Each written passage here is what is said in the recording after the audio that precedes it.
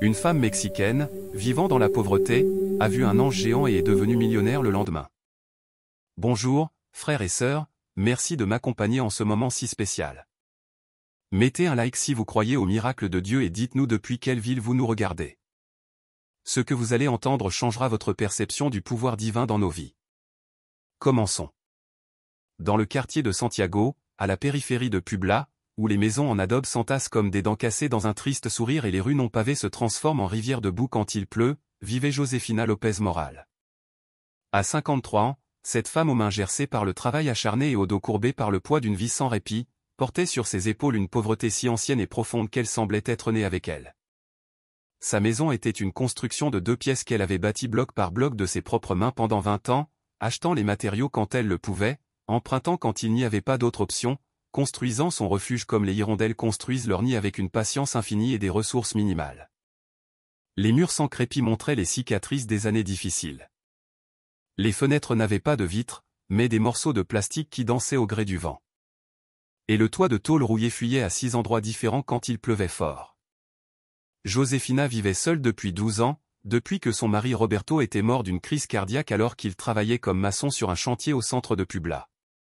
Roberto avait été un homme bon, mais sans éducation, qui gagnait juste de quoi survivre et n'avait jamais pu économiser un sou, car tout partait dans les dépenses quotidiennes.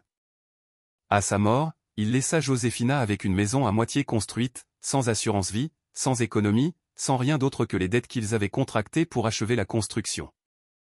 Les enfants étaient partis un par un à la recherche de meilleures opportunités. Miguel, l'aîné, avait émigré aux États-Unis 12 ans auparavant et envoyait $200 tous les 2 mois quand il le pouvait, mais il avait sa propre famille à charge à Chicago et ne pouvait pas faire plus.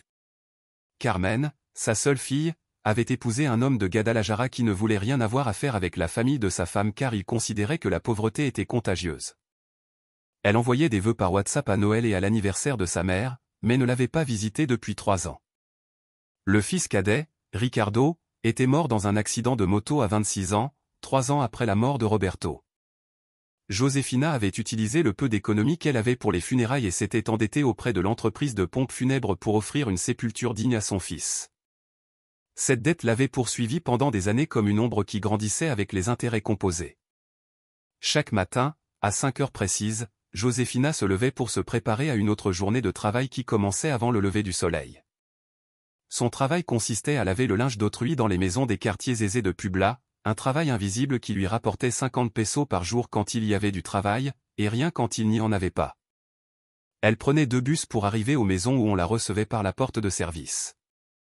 On lui remettait des paniers remplis de linge sale et on s'attendait à ce qu'elle fasse des miracles avec du savon bon marché et de l'eau froide. Ses mains avaient développé une géographie de callosité et de gerçure qui racontait l'histoire de milliers de pièces de linge lavé, frotté, rincé et étendu. Ses ongles étaient constamment tachés de chlore et de déterge. Ses doigts s'étaient légèrement déformés à cause de l'arthrite qu'elle avait développée après des années passées les mains dans l'eau froide. Et sa peau avait cette texture rugueuse de celle qui a lutté contre la saleté d'autrui pendant des décennies. Les employeurs la traitaient avec cette courtoisie froide qu'on réserve aux employés de maison. Ni cruelle ni aimable, simplement fonctionnelle. Josefina, le linge blanc a besoin de plus de chlore. Josefina, ses chemises sont mal repassées. Josefina, le mois prochain nous allons essayer avec une autre dame parce que la situation est très chère, des phrases qu'elle recevait avec la résignation de celle qui a appris que protester signifie se retrouver sans travail. Sa journée commençait à 5 heures du matin et se terminait à 21 heures, quand elle rentrait chez elle, vide, les os endoloris et l'âme fatiguée de sourire quand elle n'en avait pas envie, de remercier quand on l'humiliait, de demander pardon pour des erreurs qu'elle n'avait pas commises. Elle dînait de ce qu'il y avait, des haricots frits si elle avait eu une bonne journée, des tortillas avec du sel si la journée avait été mauvaise, de l'eau sucrée si elle n'avait rien eu du tout. Les nuits étaient le moment le plus cruel de son existence. Quand elle restait seule dans cette maison qui craquait avec le vent et qui sentait l'humidité et la solitude, Josefina affrontait le silence qui lui rappelait tout ce qu'elle avait perdu, le son du rire de Roberto quand ils regardaient la télévision ensemble, l'animation des enfants courant dans la maison quand ils étaient petits, les voix qui remplissaient les dimanches de vie et d'espoir. Maintenant, il n'y avait que le silence, parfois brisé par les aboiements des chiens du quartier, le bruit des motos qui passaient dans la rue non pavée, soulevant des nuages de poussière, ou le cri d'un ivrogne rentrant tard chez lui. Josefina s'asseyait sur la seule chaise qui lui restait, une chaise en plastique qu'elle avait achetée au marché aux puces pour 20 pesos, et se consacrait à réciter le chapelet avec les perles usées qui avaient appartenu à sa mère. « Je vous salue Marie très pure, conçue sans péché », murmurait-elle dans l'obscurité de son salon, car elle ne pouvait pas se permettre de laisser les lumières allumées longtemps. « Saint petit Dieu, je ne te demande ni richesse ni luxe. Je te demande seulement de me donner la force de continuer un jour de plus, de m'envoyer du travail pour que je puisse manger, de veiller sur mes enfants où qu'ils soient. » Ces prières avaient la triste monotonie de l'habitude, mais aussi la foi désespérée de celle qui n'a personne d'autre vers qui se tourner.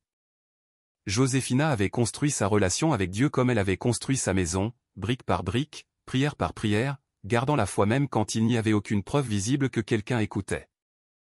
Le dimanche était le seul jour où elle s'accordait un luxe, aller à la messe à la paroisse de Santiago Apostole. Elle se levait encore plus tôt, se lavait à l'eau froide et au savon bon marché. Elle enfilait la seule robe décente qu'elle possédait, une robe bleu marine qu'elle avait achetée au marché d'occasion et qu'elle avait rapiécée tant de fois qu'elle ressemblait à une carte de patch, et marchait les 2 kilomètres jusqu'à l'église car elle n'avait pas d'argent pour le bus.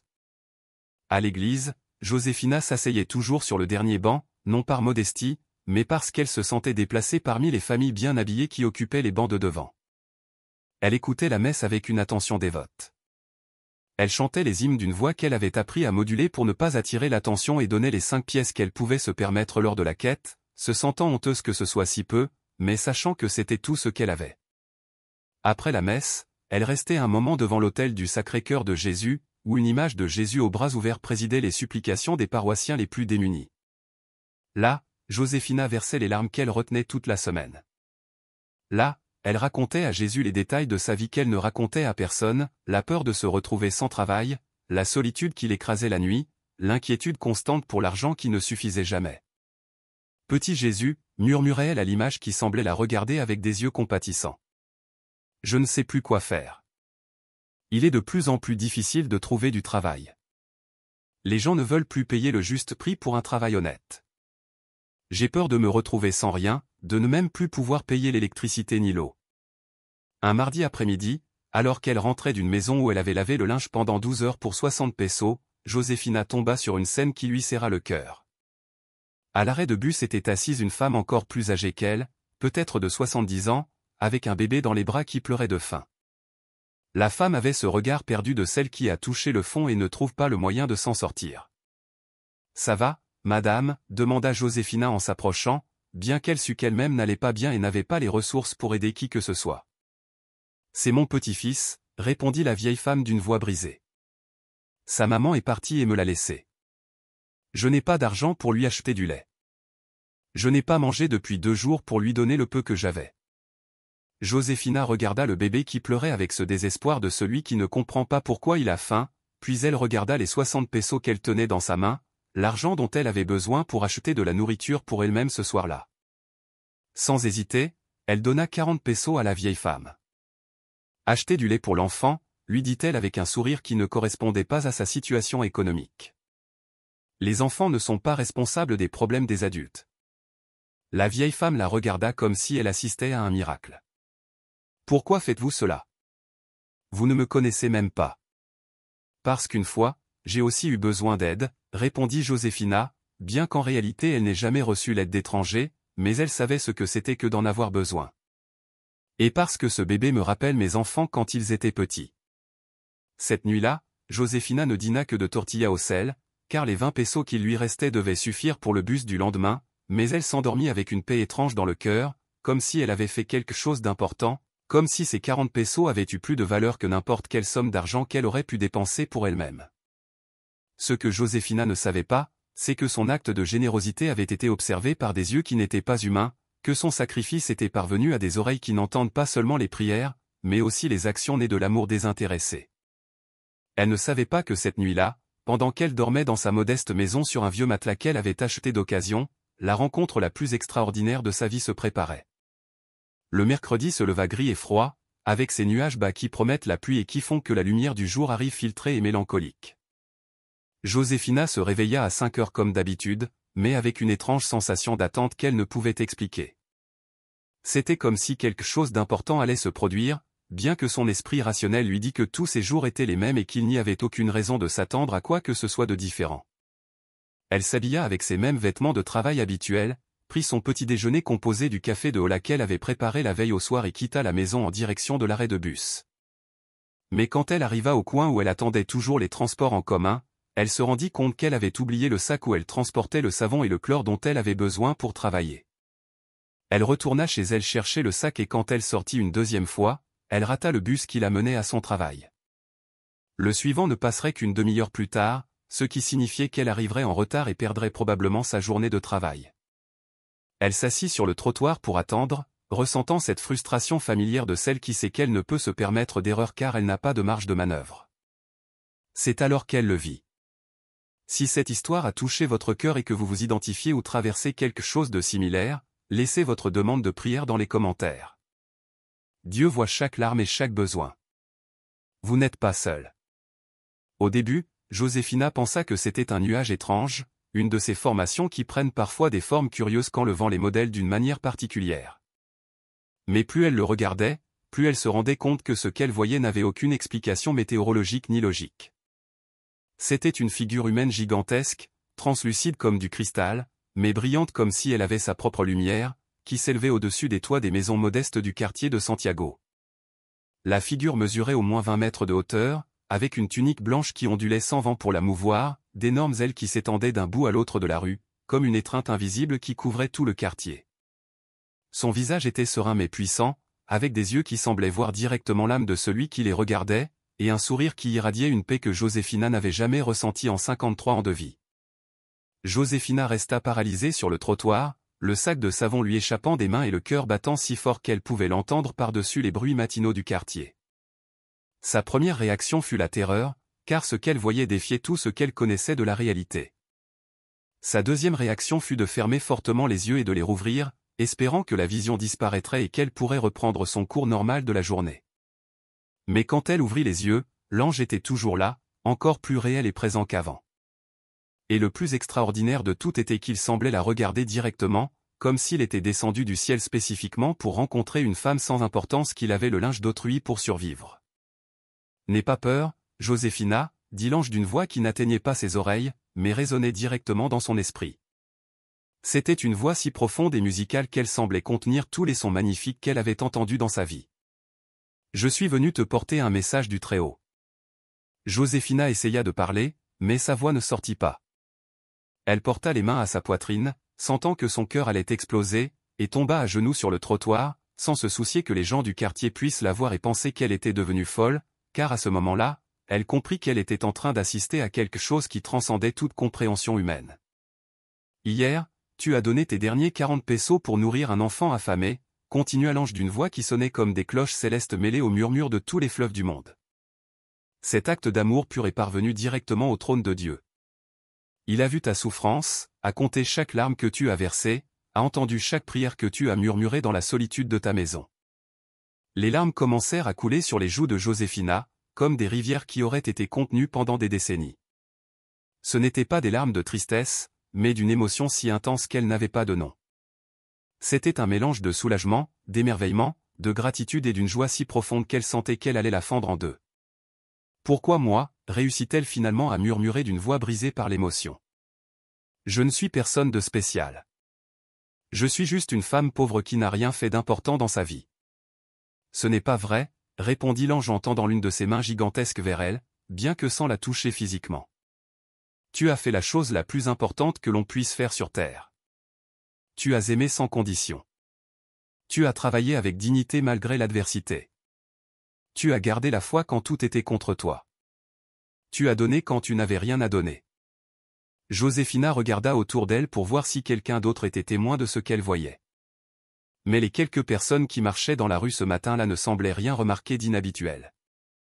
Elles continuaient leur chemin normal, parlant de choses quotidiennes, inconscientes du miracle qui se déroulait à quelques mètres d'elles.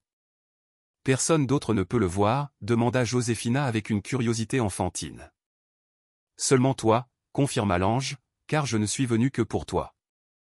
Dieu veut te récompenser pour une vie de service silencieux, pour une foi qui n'a jamais faibli, même dans les moments les plus sombres. » L'ange s'approcha un peu plus et Josefina put voir que sa tunique n'était pas simplement blanche, mais qu'elle contenait toutes les couleurs de l'univers, comme si elle était tissée de lumière pure. Ses ailes n'étaient pas faites de plumes, mais de quelque chose qui ressemblait à de l'énergie cristallisée et quand il les mouvait, elle produisait un son comme celui de milliers de harpes jouant en parfaite harmonie. Écoute attentivement ce que je vais te dire, dit l'ange avec une solennité qui fit vibrer l'air lui-même. Ton arrière-grand-mère Maria Esperanza Lopez a émigré au Mexique depuis l'Espagne en 1898. Elle a apporté avec elle un héritage familial qui n'a jamais été réclamé car elle a perdu les documents pendant la Révolution. Josefina écoutait avec une attention si intense qu'elle avait cessé de respirer. L'ange continua, cet héritage attend depuis plus de 120 ans dans une banque de Mexico, générant des intérêts, croissants, se multipliant. La valeur actuelle de cet héritage est de 47 millions de pesos. Le monde sembla s'arrêter complètement. Les bruits du quartier s'évanouirent pour devenir un silence absolu. Josefina se sentit flotter hors de son corps, observant la scène d'en haut, voyant une femme agenouillée sur un trottoir écoutant des mots qui ne pouvaient être réels. 47 millions de pesos, répéta-t-elle d'une voix incrédule. Mais ce n'est pas possible. Il doit y avoir une erreur.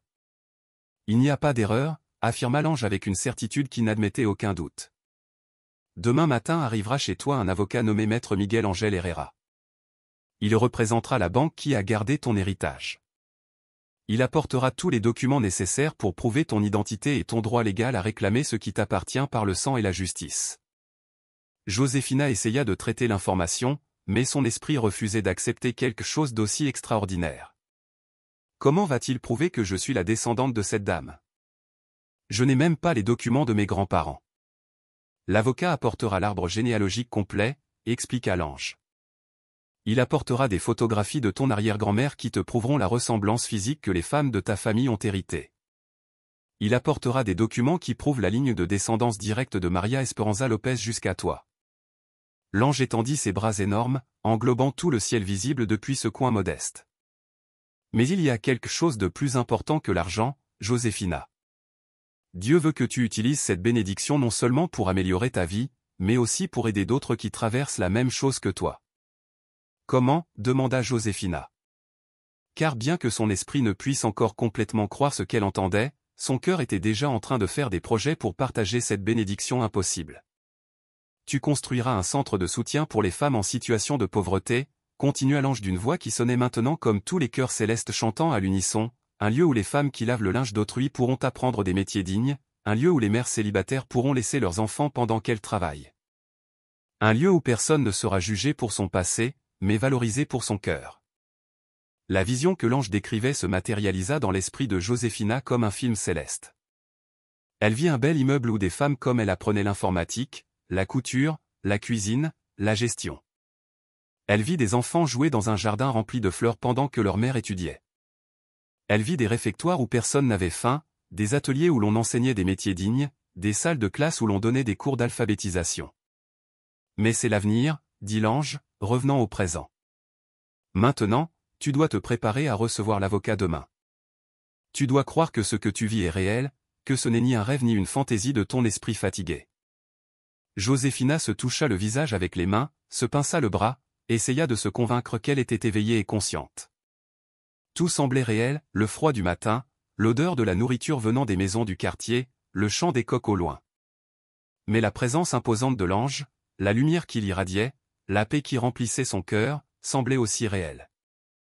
Comment saurais-je que je ne rêve pas, demanda-t-elle avec l'honnêteté de celle qui a vécu toute sa vie dans la dure réalité et n'est pas habituée aux miracles.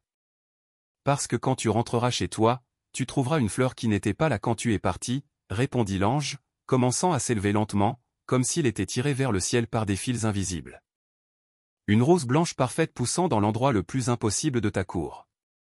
Ce sera le signe que tout ce que tu as vécu ici est vrai. Tandis que l'ange s'éloignait, son image devint plus transparente, mais sa voix resta claire et puissante. Souviens-toi, Josefina, Dieu récompense ceux qui aiment sans attendre de récompense, ceux qui donnent quand ils n'ont rien à donner, ceux qui gardent la foi quand il semble que personne n'écoute. Ta récompense n'est pas un hasard, c'est la justice divine. La figure angélique continua à s'élever jusqu'à disparaître complètement dans les nuages matinaux, ne laissant que le ciel gris normal d'un mercredi matin ordinaire dans le quartier de Santiago. Josefina resta agenouillée sur le trottoir pendant plusieurs minutes encore, essayant de traiter ce qu'elle venait de vivre, se demandant si elle devait le raconter à quelqu'un ou le garder comme un secret sacré dans son cœur. Quand elle se leva enfin, ses jambes tremblaient comme si elle avait couru un marathon.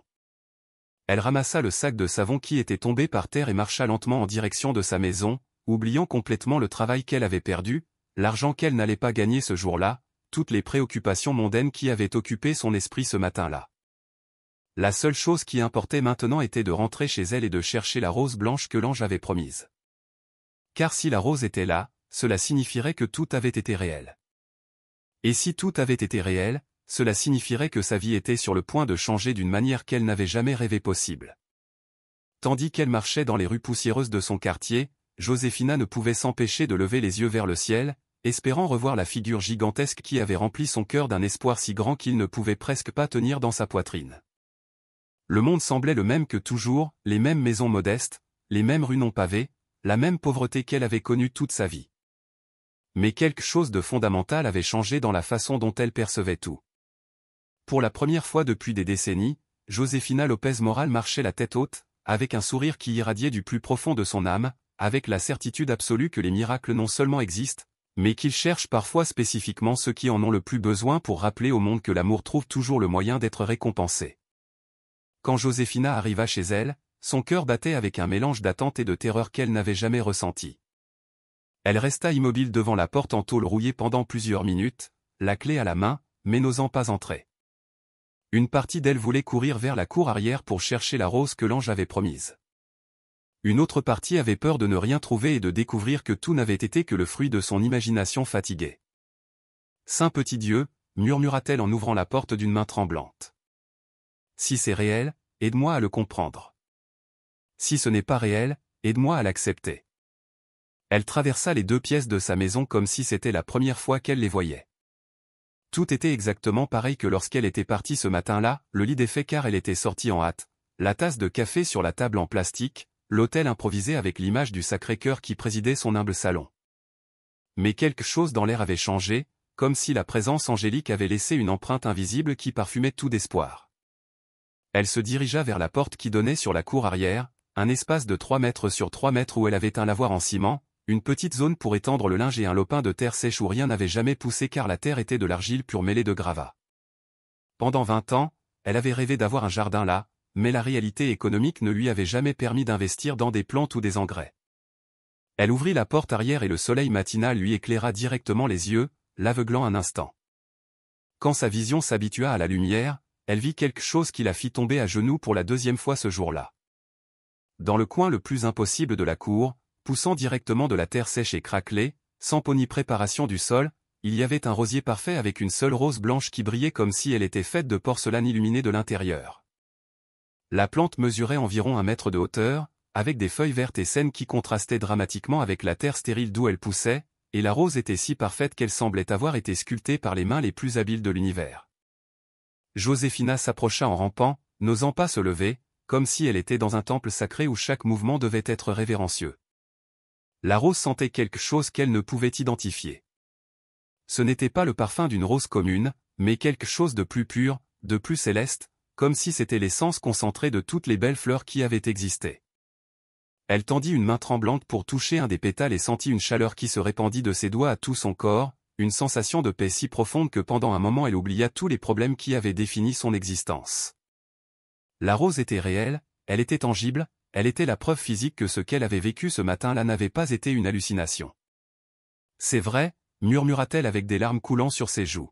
« Tout est vrai. » Elle resta là pendant 1 heure entière, agenouillée à côté de la rose miraculeuse, priant, pleurant, riant, ressentant des émotions dont elle ne savait pas qu'elles existaient. Pour la première fois depuis des décennies, elle ne pensa pas à l'argent, ni au travail, ni aux factures qu'elle ne pouvait pas payer. Elle n'existait que dans ce moment parfait où l'impossible était devenu réel et où sa foi avait été récompensée de la manière la plus extraordinaire. Quand elle se leva finalement, elle décida qu'elle ne pouvait pas garder ce secret seule.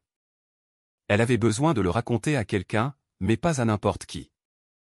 Il fallait que ce soit quelqu'un qui comprenne l'importance spirituelle de ce qu'elle avait vécu. Il fallait que ce soit quelqu'un qui ne la jugerait pas folle. Elle changea de vêtements, enfila sa robe bleue du dimanche et marcha jusqu'à la paroisse de Santiago Apostol. C'était un mercredi après-midi et il n'y avait pas de messe, mais elle espérait trouver le père Nicolas à la sacristie ou dans son bureau. Le père Nicolas était un homme de 60 ans arrivé à la paroisse 5 ans auparavant, un prêtre au cœur sincère qui connaissait chaque paroissien et avait toujours montré une compassion spéciale pour les plus démunis. Quand elle arriva à l'église, elle trouva le père Nicolas balayant l'atrium avec cette dévotion qui caractérise les pasteurs qui comprennent que servir Dieu signifie prendre soin du moindre détail de sa maison. En la voyant, le prêtre sourit avec cette chaleur qui avait consolé tant d'âmes en peine pendant son ministère. « Joséphina, quelle surprise de vous voir ici en semaine, dit-il en posant le balai contre le mur. Tout va bien? Je vous vois différente, comme illuminée. Père, je dois vous raconter quelque chose que vous n'allez pas croire, commença Joséphina avec une urgence qui fit que le prêtre la regarda avec plus d'attention. Ce matin, j'ai vu un ange. Le père Nicolas avait entendu toutes sortes de témoignages pendant ses 30 ans de sacerdoce. Il avait consolé des moribonds qui juraient voir des anges dans leurs derniers instants. Il avait entendu des histoires de miracles qui s'avéraient être des coïncidences. Il avait soigné des personnes qui confondaient rêve et vision. Mais quelque chose dans les yeux de Joséphina lui dit que ce qu'elle avait vécu était différent. « Racontez-moi en détail, dit-il, la guidant vers un banc dans l'atrium où ils pourraient converser tranquillement. Pendant les 40 minutes suivantes, Joséphina lui raconta tout, la rencontre angélique, le message sur l'héritage, la promesse de l'avocat qui arriverait le lendemain et finalement la rose miraculeuse qu'elle avait trouvée dans sa cour. Le père Nicolas écouta sans interrompre, observant les gestes, le ton de la voix, la cohérence du récit, cherchant des signes qui lui indiqueraient si elle était face à une expérience authentique ou face à quelqu'un qui avait besoin d'aide psychologique. « Et la rose est toujours là ?» demanda-t-il quand Joséphina eut terminé son récit. « Oui, père, elle est là, parfaite, réelle. Vous pouvez venir la voir si vous voulez. » Le père Nicolas accepta l'invitation, car il avait appris que la meilleure façon de discerner l'authenticité d'une expérience spirituelle était d'en examiner les fruits.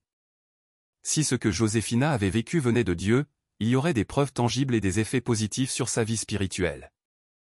Quand ils arrivèrent à la maison de Joséphina et que le prêtre vit la rose blanche pousser de manière impossible dans la terre stérile de la cour, son scepticisme professionnel se transforma en émerveillement révérencieux. Il était botaniquement impossible qu'une rose de cette qualité pousse dans ces conditions, sans soin, sans préparation du sol, sans eau régulière. « Joséphina, dit-il en s'agenouillant à côté de la rose, comme elle l'avait fait ce matin-là. En 30 ans de sacerdoce, j'ai vu beaucoup de choses que les gens attribuent à des miracles, mais ceci n'a pas d'explication naturelle. » Il s'approcha pour sentir la rose et expérimenta la même sensation de paix surnaturelle que Joséphina avait ressentie. Ce parfum est comme l'essence de la pureté même. « Alors, vous me croyez, père ? » « Je te crois, » répondit le prêtre avec une conviction qui le surprit lui-même. « Et je crois que demain tu vas recevoir une visite qui changera ta vie pour toujours. » Cette nuit-là, Joséphina put à peine dormir, non par anxiété, mais par une émotion si intense que son corps ne pouvait trouver le repos. Elle se leva plusieurs fois pour regarder dans la cour et confirmer que la rose était toujours là, que ce n'avait pas été un rêve dans un rêve. Chaque fois qu'elle la voyait briller doucement sous la lumière de la lune, elle ressentait une paix qu'elle n'avait jamais expérimentée. Elle s'agenouilla devant son autel improvisé et pria comme elle n'avait jamais prié de sa vie. « Petit Jésus, si c'est ta volonté, aide-moi à être digne de cette bénédiction. Aide-moi à utiliser ce que tu vas me donner pour glorifier ton nom et aider d'autres qui souffrent comme j'ai souffert. » Le jeudi se leva avec un ciel bleu parfait, sans un seul nuage, comme si l'univers lui-même avait décidé que c'était un jour spécial. Joséphina se leva à 5 heures comme d'habitude, mais au lieu de se préparer à aller travailler, elle resta chez elle à attendre. L'ange avait dit que l'avocat arriverait le matin, mais n'avait pas précisé l'heure. À 9h15, on frappa à la porte. Joséphina sentit son cœur sortir de sa poitrine. Quand elle ouvrit, elle se retrouva face à un homme élégant d'environ 50 ans, vêtu d'un costume gris impeccable, portant une mallette en cuir véritable et ayant cette présence professionnelle qui inspire un respect immédiat. « Madame Joséphina Lopez Moral ?» demanda-t-il d'une voix polie et cordiale. « Oui, c'est moi », répondit Joséphina, essayant de contrôler le tremblement de sa voix. « Enchanté. Je suis maître Miguel Ángel Herrera du cabinet juridique Herrera y Asociado. Je représente la Banque nationale du Mexique dans une affaire liée à un héritage familial qui vous revient de droit. » Joséphina sentit comme si le sol bougeait sous ses pieds. L'ange avait prédit exactement ce moment, même le nom de l'avocat. « Entrez, je vous en prie », réussit-elle à articuler, bien que son esprit luttait pour accepter que l'impossible était en train de devenir réalité. L'avocat entra et regarda autour de l'humble maison avec une expression qui mêlait respect et étonnement. « Madame Lopez, je comprends que cela doit être très surprenant pour vous. Permettez-moi de vous expliquer la situation. » Ils s'assirent dans le petit salon, l'avocat sur la seule chaise descente de Josefina et elle sur une chaise en plastique qu'elle avait apportée de la cuisine. Maître Herrera ouvrit sa mallette et en sortit un épais dossier rempli de documents officiels. Pendant plus d'un siècle, la Banque nationale du Mexique a gardé un héritage qui appartenait à María Esperanza López, qui a émigré d'Espagne en 1898, commença l'avocat avec le ton professionnel de celui qui a donné cette explication de nombreuses fois. Madame Lopez a déposé une somme considérable d'argent et plusieurs biens dans notre banque, mais elle n'est jamais revenue les réclamer. Josefina écoutait avec une attention si intense qu'elle avait cessé de respirer. « Et comment avez-vous su que j'étais sa descendante ? Nous avons enquêté sur l'arbre généalogique de la famille Lopez pendant des années, expliqua l'avocat en sortant plusieurs documents. Nous avons engagé des enquêteurs spécialisés en généalogie qui ont retracé tous les registres paroissiaux, civils et migratoires. La ligne de descendance est claire. María Esperanza López était votre arrière-grand-mère. » Maître lui montra d'anciennes photographies sépia qui coupèrent le souffle à Josefina. C'était comme se voir dans un miroir du passé. La même structure faciale, les mêmes yeux profonds, le même sourire timide qu'elle avait hérité sans le savoir. María Esperanza López avait été une femme magnifique avec cette dignité naturelle qui transcende les époques et les circonstances. La ressemblance physique est indiscutable, continua l'avocat. Mais en plus, nous avons des documents qui prouvent la ligne généalogique complète. Il lui montra des actes de naissance, de mariage et de décès qui reliaient Josefina à son arrière-grand-mère à travers 4 générations, sa grand-mère Esperanza López, sa mère Guadalupe López et enfin elle, une chaîne de femmes fortes qui avait abouti à un héritage qui avait attendu plus de 100 ans pour parvenir aux bonnes mains. « Combien y a-t-il d'argent » demanda Josefina d'une voix à peine audible.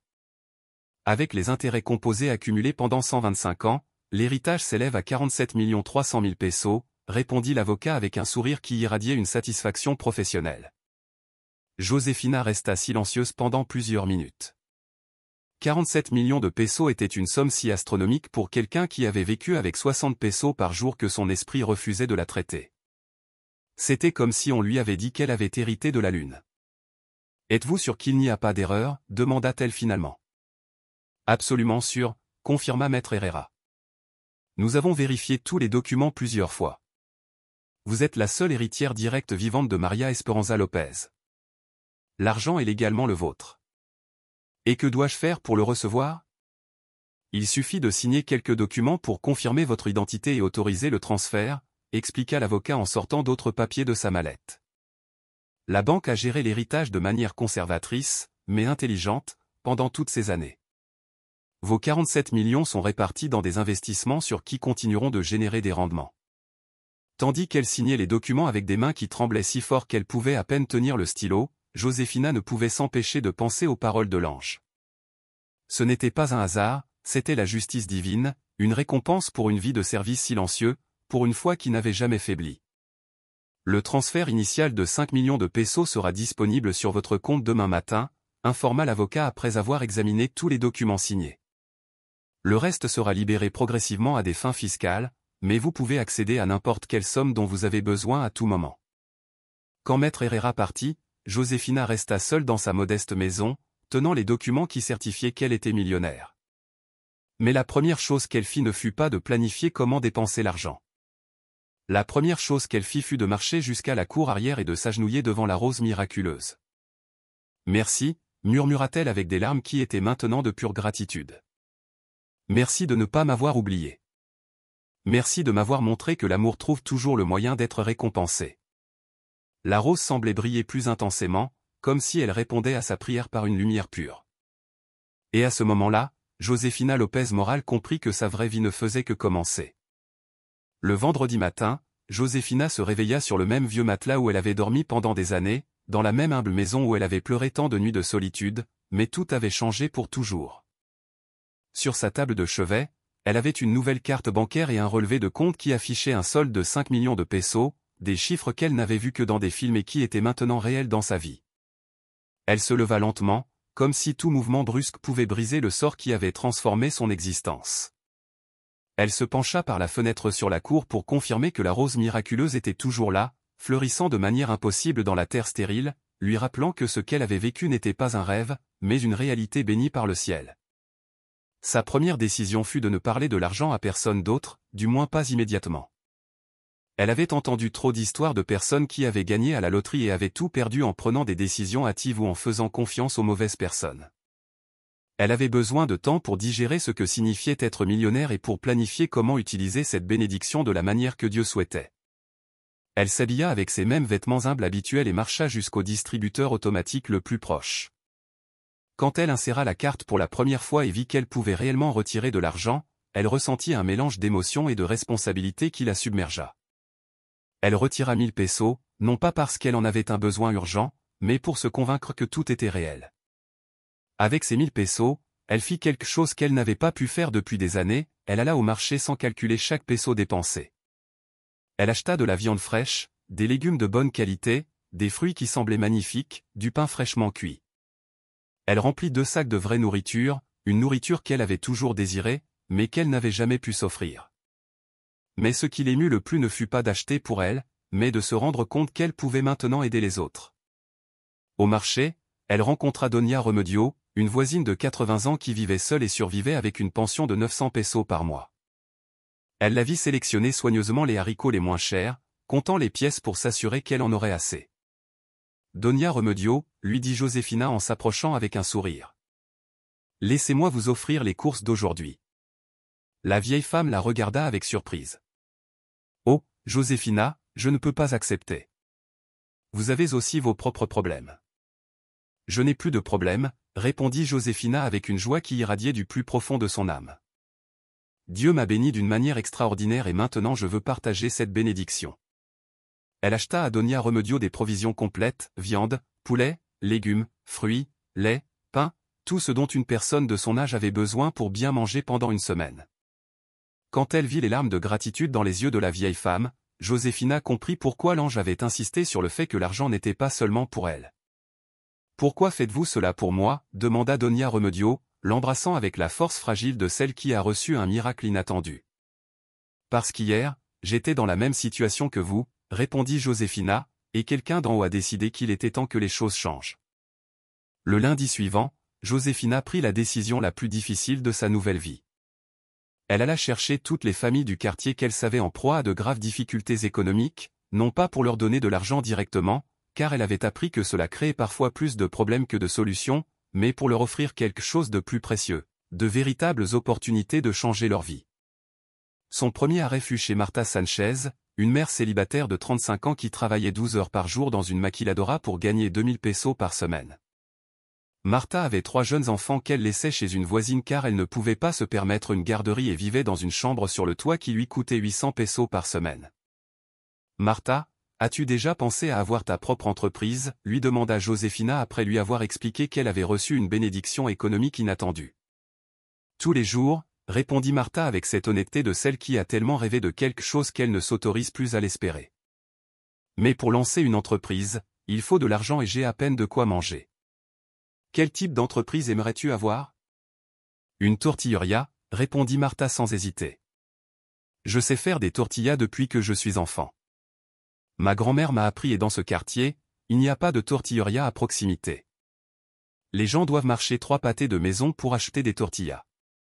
Josefina sourit car elle put voir immédiatement la viabilité du commerce. De combien aurais-tu besoin pour commencer? Avec 100 000 pesos, je pourrais acheter une machine à tortilla d'occasion, louer un petit local et avoir du capital pour fonctionner les premiers mois, calcula Marta avec la précision de celle qui a fait ses calculs mentalement des milliers de fois. Mercredi, tu auras ta tortilleria, dit Josefina avec une tranquillité qui laissa Marta sans voix. Vous êtes sérieuse? Plus sérieuse que jamais dans ma vie, confirma Josefina. Mais il y a une condition. Quand ton entreprise sera prospère, je veux que tu aides quelqu'un d'autre à démarrer la sienne. C'est ainsi que fonctionne la bénédiction de Dieu. Elle se multiplie quand elle est partagée. Au cours des semaines suivantes, Josefina devint l'ange gardien économique de son quartier. Elle ne donnait pas d'argent, mais investissait dans des rêves qu'elle avait vus naître et grandir dans le cœur de ses voisins pendant des années. Elle prêta de l'argent sans intérêt à Don Roberto pour qu'il achète un taxi et cesse de travailler comme employé d'un autre chauffeur de taxi. Elle finança à Lupita Hernandez le cours de stylisme qu'elle avait toujours voulu suivre et ensuite l'équipement pour monter son salon de beauté chez elle. Mais son projet le plus ambitieux naquit d'une conversation avec le père Nicolas. Le prêtre avait observé les transformations qui se produisaient dans le quartier et avait fait le lien pour arriver à la conclusion évidente. « Josefina, je sais que vous avez une fortune considérable, lui dit-il lors d'une de ses visites hebdomadaires à l'église. Et je vois comment vous l'utilisez pour changer des vies, mais je crois que Dieu vous appelle à faire quelque chose d'encore plus grand. Qu'avez-vous en tête, père ? Un centre intégral de développement communautaire, expliqua le prêtre les yeux brillants d'émotion. Un lieu où les femmes du quartier pourront apprendre des métiers dignes, où les jeunes pourront étudier l'informatique et l'anglais, où il y aura une garderie pour que les mères qui travaillent puissent laisser leurs enfants en toute tranquillité. La vision du père Nicolas coïncidait exactement avec ce que l'ange avait décrit lors de son apparition. Josefina sentit que c'était une confirmation divine qu'elle était sur la bonne voie. Combien coûterait la construction de quelque chose comme ça ? Avec 10 millions de pesos, nous pourrions construire un beau centre qui servirait toute la communauté, calcula le père Nicolas. Avec des salles de classe, des ateliers, une garderie, une cantine communautaire, et même une clinique médicale de base. Josefina n'hésita pas une seconde. Faisons-le. La construction du centre de développement communautaire Maria Esperanza Lopez commença 3 mois après la visite de l'ange. Josefina avait insisté pour lui donner le nom de son arrière-grand-mère, car elle comprenait que l'héritage n'avait pas été un hasard, mais une partie d'un plan divin qui s'était déroulé pendant plus d'un siècle. Pendant qu'elle supervisait la construction, Josefina déménagea dans une maison plus confortable, mais non ostentatoire, dans un quartier de classe moyenne. Elle ne voulait pas s'éloigner complètement de ses racines, mais elle savait qu'elle avait besoin d'un espace plus adapté au travail communautaire qui était devenu sa mission de vie. Le plus beau de sa nouvelle maison était le jardin arrière, où elle transplanta soigneusement la rose miraculeuse qui avait été le premier signe de sa transformation. La rose non seulement survécut à la transplantation, mais elle se multiplia, devenant un rosier qui produisait des douzaines de roses blanches parfaites qu'elle offrait aux personnes qui traversaient des moments difficiles. 6 mois après l'apparition de l'ange, le centre de développement communautaire ouvrit ses portes. C'était un bel immeuble de 2 étages, peint de couleurs joyeuses, avec des salles de classe équipées d'ordinateurs modernes, des ateliers de couture et de boulangerie, une garderie remplie de jouets éducatifs et une cantine où personne ne payait, mais tous contribuaient selon leurs possibilités. Le jour de l'inauguration, Josefina se tint devant plus de 500 personnes de la communauté qui étaient venues célébrer ce que beaucoup considéraient comme un miracle moderne. Elle portait une robe simple, mais élégante, et sur la poitrine une rose blanche de son jardin. « Frères et sœurs », commença-t-elle d'une voix qui ne tremblait plus par timidité, mais résonnait avec l'autorité de celle qui a été transformée par la grâce divine. Il y a 6 mois, j'étais une femme pauvre qui lavait le linge d'autrui pour survivre. Aujourd'hui, je suis ici non pas parce que je suis spécial, mais parce que Dieu a décidé de m'utiliser pour vous démontrer quelque chose de très important. La foule écoutait dans un silence religieux. Dieu ne nous a pas oubliés. Dieu voit chaque sacrifice que nous faisons, compte chaque larme que nous versons, écoute chaque prière que nous murmurons dans la solitude. Et quand nous nous y attendons le moins, quand notre foi est sur le point de flancher, il trouve le moyen de nous rappeler que l'amour trouve toujours le moyen d'être récompensé. Elle désigna le nouveau bâtiment qui brillait illuminé sous le soleil de l'après-midi. Ce centre n'est pas le mien, il est à vous tous. Il est à chaque mère qui veut un avenir meilleur pour ses enfants. Il est à chaque jeune qui rêve d'opportunités qui n'existaient pas avant. Il est à chaque personne qui croit que la pauvreté n'est pas une fatalité, mais une circonstance qui peut être changée. Quand elle eut terminé son discours, la foule éclata en applaudissements qui durèrent 10 minutes.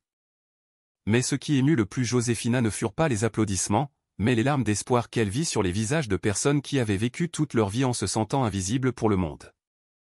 Cette nuit-là, seule dans son nouveau jardin, Josefina s'agenouilla devant le rosier miraculeux qui fleurissait maintenant dans toute sa gloire.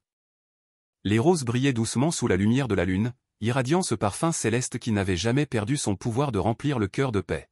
« Merci », murmura-t-elle en regardant le ciel étoilé. « Merci de m'avoir choisi. Merci de m'avoir montré que les miracles non seulement existent, mais qu'ils cherchent parfois spécifiquement ceux qui en ont le plus besoin pour rappeler au monde que l'amour trouve toujours le moyen de se multiplier. Quelque part au ciel, un ange souriait, sachant que sa mission avait été accomplie non seulement lorsqu'il avait livré le message, mais lorsque ce message s'était transformé en action qui avait transformé non seulement une vie, mais toute une communauté. 2 ans après l'apparition de l'ange, la vie de Josefina Lopez Moral avait changé de manière si radicale qu'elle avait parfois l'impression de vivre dans le corps d'une autre personne.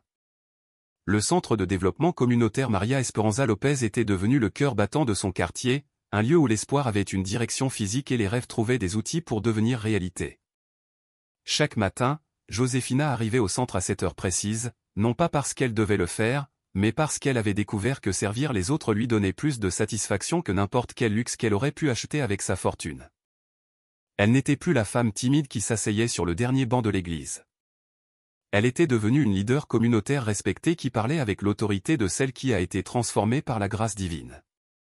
Le centre accueillait quotidiennement plus de 200 personnes. Dans les salles d'informatique, des femmes qui n'avaient jamais touché un clavier apprenaient des compétences numériques qui leur ouvraient des portes professionnelles autrefois impensables. Dans les ateliers de couture, des mères célibataires développaient des compétences qui leur permettaient de travailler à domicile tout en s'occupant de leurs enfants.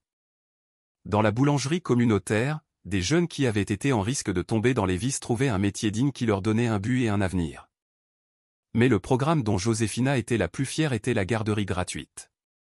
50 enfants de familles de travailleurs recevaient des soins de qualité, une éducation préscolaire, 3 repas nutritifs par jour et quelque chose d'encore plus précieux, la certitude d'être aimés et valorisés. Beaucoup d'enseignantes étaient des femmes du quartier qui avaient été formées dans le même centre, créant un cercle vertueux de développement et d'opportunités.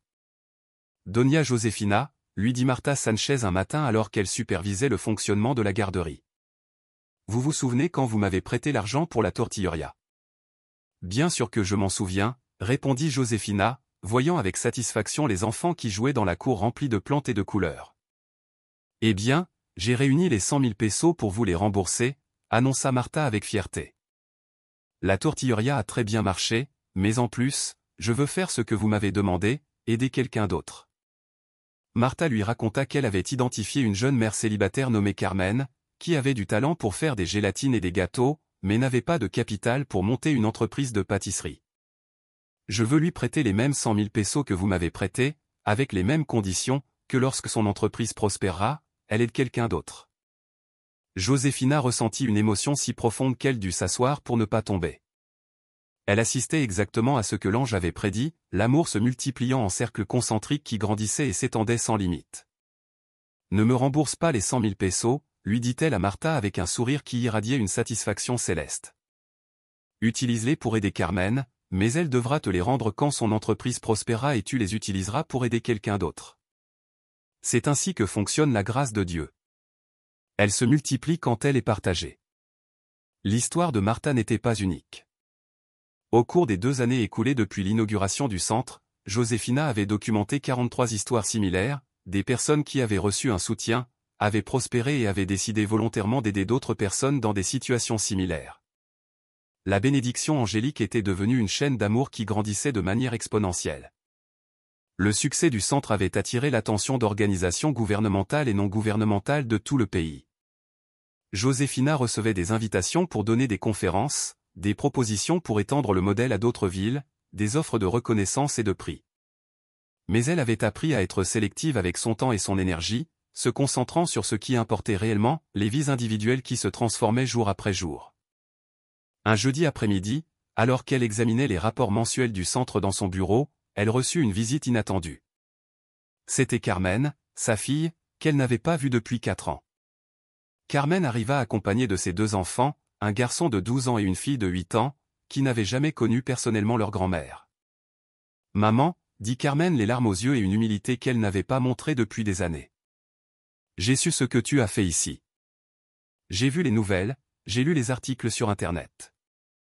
Je n'arrivais pas à croire que tu étais la même femme qui lavait le linge d'autrui pour survivre. » Josefina serra dans ses bras sa fille et ses petits-enfants avec une joie mêlée de douleur. Joie de les avoir retrouvés. Douleur pour tout le temps perdu.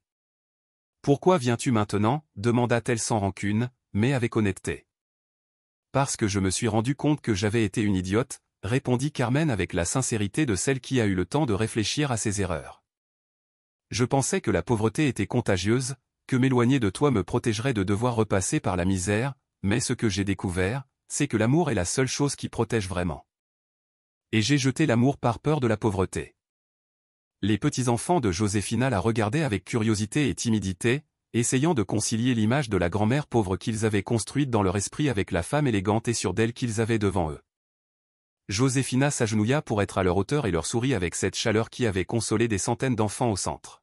« Bonjour, mes amours », leur dit-elle d'une voix qui distillait une tendresse authentique.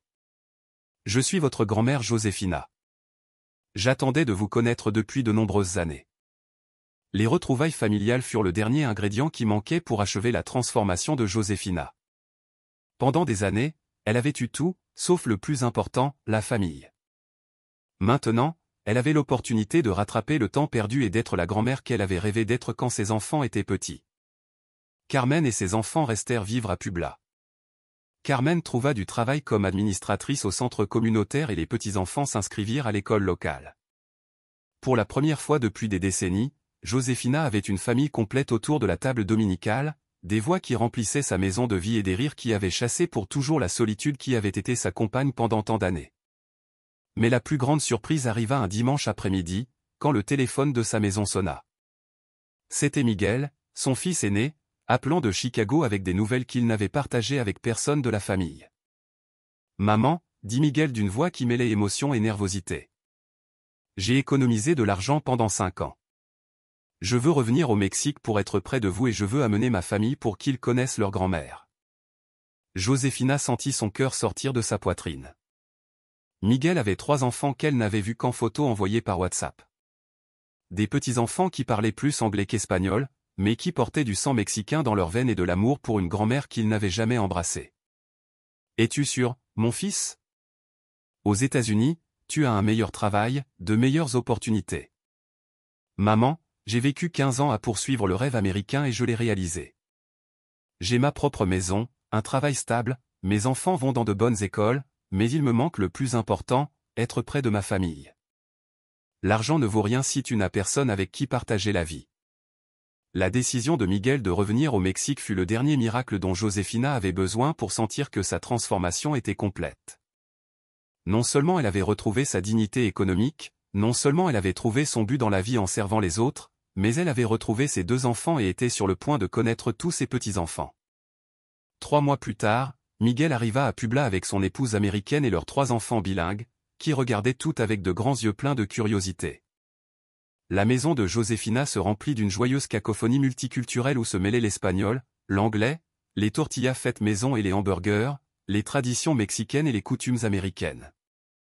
Lors du dîner de bienvenue, tandis qu'elle voyait ses 2 fils adultes raconter des histoires de leur vie, tandis qu'elle écoutait ses 5 petits-enfants jouer dans le jardin où fleurissait le rosier miraculeux, Josefina ressentit une plénitude dont elle ne soupçonnait pas l'existence. C'était comme si chaque pièce d'un gigantesque puzzle avait finalement trouvé sa place. « Maman », lui dit Miguel pendant le dessert, « je n'ai jamais compris pourquoi tu es restée dans ce quartier pauvre pendant tant d'années. Pourquoi ne pas être allée dans une plus grande ville où il y aurait eu plus d'opportunités ?» Josefina regarda sa famille réunie. Puis elle regarda par la fenêtre vers le centre communautaire qui brillait illuminé au loin et finalement elle regarda les roses blanches qui ornaient la table de la salle à manger. « Parce que Dieu avait besoin de moi exactement là, » répondit-elle avec une sagesse qu'elle avait acquise à travers la souffrance et la grâce. « Si j'étais partie, je n'aurais pas été au bon endroit quand l'ange est venu me chercher. Je n'aurais pas connu les personnes qui avaient besoin de mon aide. Je n'aurais pas pu construire ce que nous avons construit. » « Croyez-vous vraiment que vous avez vu un ange ?» demanda l'épouse de Miguel, une femme pragmatique habituée aux explications rationnelles pour tout. Josefina se leva de table et revint avec une photographie encadrée qu'elle avait dans sa chambre. C'était l'image de Maria Esperanza Lopez, son arrière-grand-mère, que l'avocat lui avait remise dans le cadre des documents de l'héritage. « Voici mon arrière-grand-mère », dit-elle en montrant la photo. Elle est morte il y a plus de 80 ans, mais regardez ce qu'elle a écrit au dos de cette photographie. Elle retourna l'image et lut à voix haute les mots écrits à l'encre décolorée dans une calligraphie élégante du siècle dernier, « Pour mes descendants futurs, cet argent attend le cœur le plus pur de la famille. Il sera remis quand ce sera le plus nécessaire et le plus mérité. » L'amour trouve toujours le moyen d'être récompensé. María Esperanza López, 1920. Le silence qui suivit fut profond et révérencieux. Même la belle-fille sceptique resta sans voix face à l'évidence que ce qui s'était produit avait été orchestré par une sagesse qui transcendait les générations. Votre arrière-grand-mère savait que vous alliez le recevoir, murmura Carmen avec étonnement. Depuis plus de 100 ans, elle savait que l'argent était pour vous. C'est pourquoi je suis sûr d'avoir vu un ange, confirma Josefina. Parce que tout cela est trop parfait, trop coordonné, trop miraculeux pour être un hasard. Quelqu'un d'en haut dirige cette histoire depuis bien avant ma naissance. 5 ans après l'apparition de l'ange, Josefina López Moral était devenue une figure reconnue nationalement comme exemple de la façon d'utiliser la richesse pour transformer les communautés.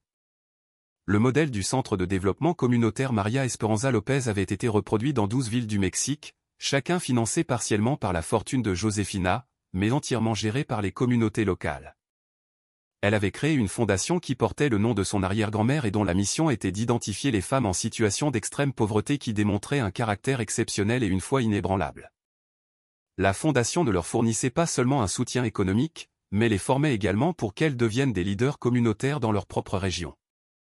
L'argent ne doit pas créer de dépendance, mais de l'indépendance, expliquait Josefina lors des conférences qu'elle donnait dans tout le pays. L'objectif n'est pas de subvenir aux besoins des gens, mais de les autonomiser pour qu'ils puissent subvenir à leurs propres besoins et ensuite aider les autres à faire de même. Sa maison était devenue un lieu de pèlerinage informel pour les personnes qui avaient entendu son histoire et voulaient connaître l'endroit où le rosier miraculeux avait poussé. Josefina recevait tout le monde avec la même chaleur, partageait son témoignage sans jamais se lasser et offrait des roses blanches à ceux qui traversaient des moments difficiles. « Comment savez-vous quand quelqu'un a besoin d'une rose ?» lui demanda une journaliste lors d'une interview télévisée. « Les personnes qui ont besoin de miracles ont une lumière spéciale dans les yeux, » répondit Josefina avec cette sagesse qui ne s'acquiert qu'à travers la souffrance et la grâce. « C'est la même lumière que j'avais quand l'ange m'a trouvé à ce coin de rue, la lumière de celle qui a atteint la limite de ses forces, mais n'a pas perdu la foi. » Par un froid matin de décembre, exactement 5 ans après l'apparition de l'ange, Josefina se réveilla avec l'étrange sensation que quelque chose d'important allait se produire. Elle se leva plus tôt que d'habitude, se dirigea vers le jardin où fleurissait le rosier miraculeux et s'agenouilla comme elle l'avait fait des milliers de fois pendant ces années. « Petit Jésus » murmura-t-elle en regardant les roses qui brillaient de cette lumière surnaturelle qu'elle n'avait jamais perdue. « Merci de m'avoir choisi. Merci de m'avoir montré que les miracles non seulement existent, mais qu'ils cherchent parfois spécifiquement ceux qui en ont le plus besoin. » Pendant qu'elle priait, elle sentit une présence familière. Elle ne la vit pas de ses yeux physiques, mais son cœur reconnut immédiatement la chaleur et la paix qu'elle avait expérimentée 5 ans auparavant. C'était l'ange qui était revenu non pas pour lui donner un nouveau message, mais pour lui confirmer que sa mission avait été parfaitement accomplie. « Tu as bien fait » entendit-elle la voix familière qui résonnait directement dans son âme. « Tu as multiplié l'amour que tu as reçu. Tu as transformé non seulement ta vie, mais des centaines d'autres vies. Tu as démontré que la vraie richesse ne se mesure pas à ce que tu as, mais à ce que tu donnes. » « Ai-je déjà terminé ma mission ?» demanda Josefina avec l'humilité de celle qui a appris à obéir à la volonté divine. « Ta mission ne se terminera jamais » répondit l'ange d'une voix qui sonnait comme de la musique céleste. « Car chaque personne que tu aideras en aidera une autre et celle-ci en aidera une autre. Tu as mis en mouvement une chaîne d'amour qui continuera de croître bien après que tu sois rentré chez toi. Quand vais-je rentrer à la maison ? Quand tu auras fini de planter toutes les graines que Dieu veut que tu plantes sur cette terre, expliqua l'ange. Mais ce jour est encore loin. Tu as encore de nombreuses années de service devant toi, de nombreuses vies à toucher, de nombreux miracles à faciliter. La présence angélique s'évanouit progressivement, mais laissa dans le cœur de Josefina une paix si profonde qu'elle sut qu'elle avait reçu la confirmation céleste qu'elle vivait exactement la vie que Dieu avait conçue pour elle. Ce matin-là, quand elle arriva au centre communautaire, elle trouva une surprise qui l'attendait. C'était une femme d'environ 40 ans, vêtue de vêtements humbles mais propres, portant un sac en plastique et ayant dans les yeux cette lumière spéciale que Josefina avait appris à reconnaître. « Madame López » demanda la femme avec timidité. « Je m'appelle Rosa Maria Jiménez, je viens d'Oaxaca. J'ai entendu votre histoire à la radio et j'ai voyagé 2 jours en bus pour vous rencontrer. »« Bienvenue, ma sœur » répondit Josefina avec un sourire qui irradiait une passion immédiate. « Racontez-moi pourquoi vous êtes venu me chercher. » « Parce que je suis dans la même situation que vous il y a 5 ans, » expliqua Rosa Maria les larmes aux yeux. Je suis veuve, j'ai 4 enfants. Je n'ai pas de travail, je n'ai pas d'argent, mais j'ai la foi. Et quelque chose m'a dit que je devais venir vous rencontrer. Josefina regarda Rosa Maria et vit son propre reflet d'il y a 5 ans. Une femme brisée par les circonstances, mais pas vaincue par la vie. Quelqu'un qui avait atteint la limite de ses forces, mais n'avait pas perdu la capacité de croire au miracle.